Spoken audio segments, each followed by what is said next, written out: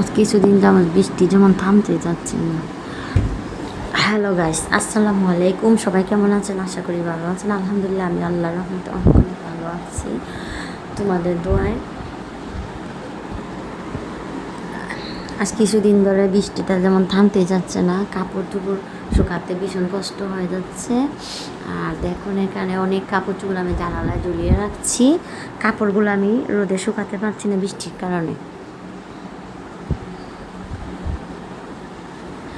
তো আজকে কি কি রান্না করব তা তোমাদের সাথে শেয়ার করব।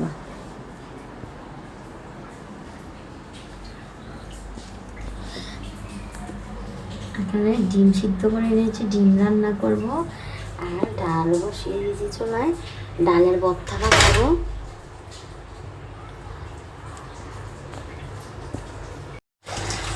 আমার ডালগুলো সিদ্ধ হয়ে গেছে পুরাই, এখন ভর্তা বানানোর জন্য পুরাই রেডি।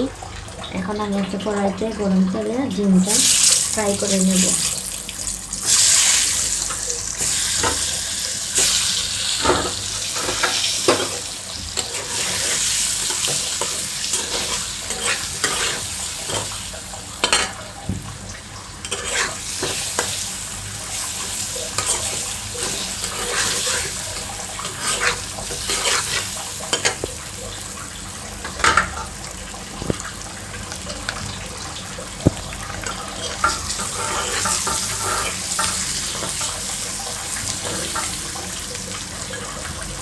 ডিমটা খুব সুন্দর করে ফ্রাই করে আমি তুলে নেব।